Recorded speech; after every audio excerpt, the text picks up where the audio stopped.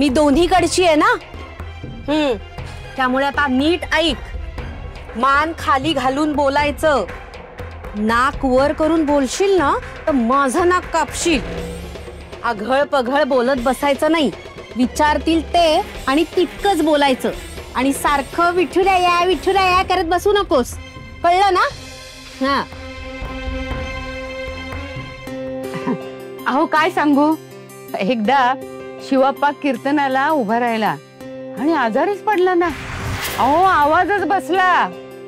त्या जागी सखू जाऊन उभी राहिली आणि असं कीर्तन केलं, विठुरायाला असं आळवलं की सगळे अगदी तल्लीन झाले. आमची सखू आहेच अशी. यांना विठोबाबद्दलच कौतुक सांगायचंय.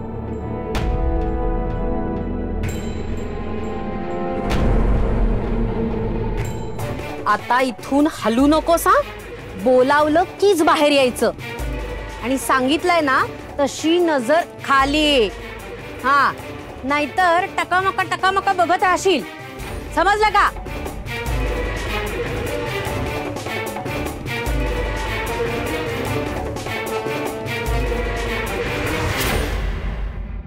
आमच्याकडे पण तुमच्यासारखंच वातावरण आहे.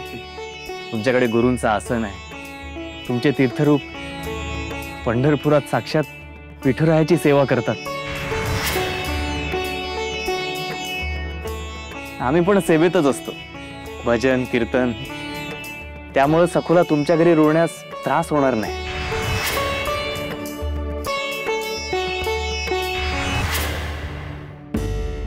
बाहेर आलेल्या तुमच्या यांना बघितलंस का? अहो ना, सखूचे अहो साधारणपणे आपल्या अण्णांच्या वयाचे आहेत नाही. अण्णांच्या वयाचे आहेत नाही. लाल लाल डोळे, झुपकेदार मिश्या. काय? हो, पण मालक आजोबांसारख्या पांढऱ्या मिश्या नाहीत काही. तुझे अहो रागीट दिसतात बाई. आणि त्यांच्या वाड्यात एक अंधारी खोली आहे. आम्हाला त्या अंधाऱ्या खोलीत डांबून ठेवण्याच्या धमक्या पण देतात. तुझे होणारे हेच. मामा आहेत ना ते आमचे. आणि तू आमची मामी.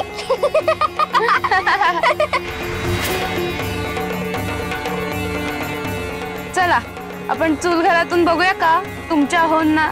हो चल ग सगू. अगे चल ग, बघूया तुझ्या अहोंना. अहो असं का म्हणताय तुम्ही? मग काय तुझा नवरा म्हणू? बरं बाई, चल बघायला जाऊ तुझ्या नवऱ्याला. चल चल.